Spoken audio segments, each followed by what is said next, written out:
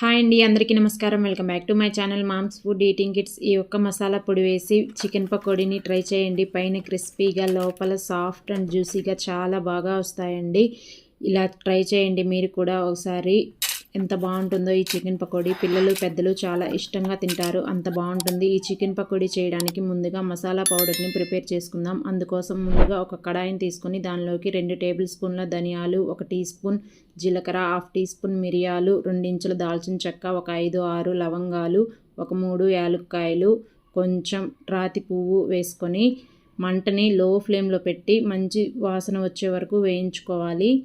మసాలా దినుసులన్నీ ఇలా వేగిపోయిన తర్వాత స్టవ్ ఆపేసేయండి. ఇప్పుడు 1 టీ స్పూన్ కసూరి మేతి వేసి ఒకసారి ఇలా కలుపుకొని అన్నీ పక్కకు తీసి పెట్టుకొని పూర్తిగా చల్లారనిచ్చి మిక్సీలో వేసి మెత్తని పౌడర్ లాగా పట్టేసుకోండి. చూసారా, ఇలా ఉండాలి మసాలా పౌడర్ అనేది. ఇప్పుడు నేను ఇక్కడ ఒక 1/2 కేజీ చికెన్ తీసుకొని ఉప్పు, నిమ్మరసం వేసి ఒక 3 సార్లు కడిగి పెట్టుకున్నాను. ముక్కలు అనేవి ఇలా మీడియం సైజులో ఉండాలండి. మీకు కావాలంటే చిన్న ముక్కలుగా కూడా కట్ చేయించుకోవచ్చు. బోన్స్తో తీసుకున్నాను నేను ఇక్కడ.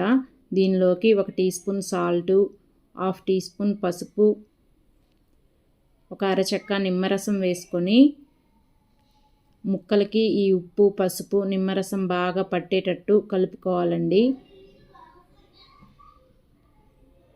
ఇలా అంతా కలుపుకున్న తర్వాత దీనిలోకి ఇప్పుడు ఒక 2 టీ స్పూన్ల కాశ్మీరీ రెడ్ చిల్లీ పౌడర్ వేసుకుంటున్నాను నేను ఇక్కడ. మీ దగ్గర ఇది లేకపోతే మామూలు కారాన్ని 1 టీ స్పూన్ వేసుకోండి. ఇది కలర్ కోసం మాత్రమే. అలాగే తయారు చేసి పెట్టుకున్న మసాలా పౌడర్ని అంతా వేసుకొని ఈ మసాలా, కారం అంతా ముక్కలకు బాగా పట్టేటట్టు కలుపుకోండి. తర్వాత 1 టీ స్పూన్ ఫ్రెష్గా దంచి పెట్టుకున్న అల్లం వెల్లుల్లి పేస్ట్ వేసుకోవాలి. ఇది కూడా ముక్కలకు బాగా పట్టించుకోండి.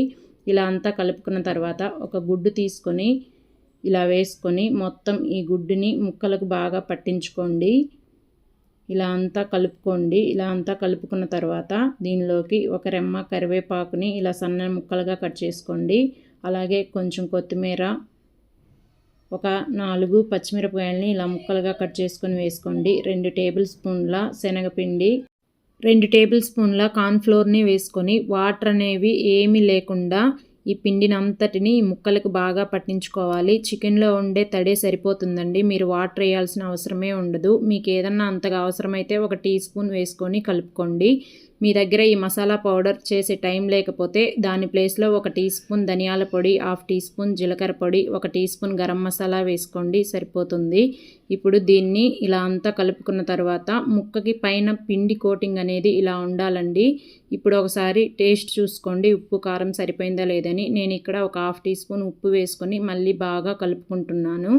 ఇలా ఇదంతా కలుపుకున్న తర్వాత మూతను పెట్టేసి ఒక 2 గంటల పాటు నానపెట్టుకోండి. మీకు టైం లేకపోతే కనీసం ఒక అరగంట అయినా పెట్టుకోండి. లేకపోతే పొద్దున నానపెట్టుకొని సాయంత్రం చికెన్ పకోడీ వేసుకోండి, చాలా బాగుంటుంది.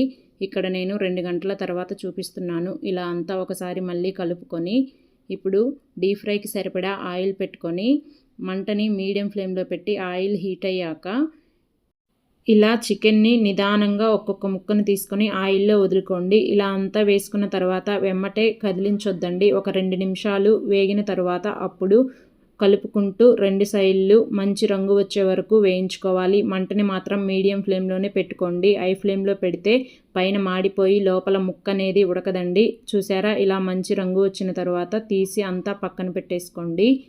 అంతేనండి చికెన్ పకోడీ.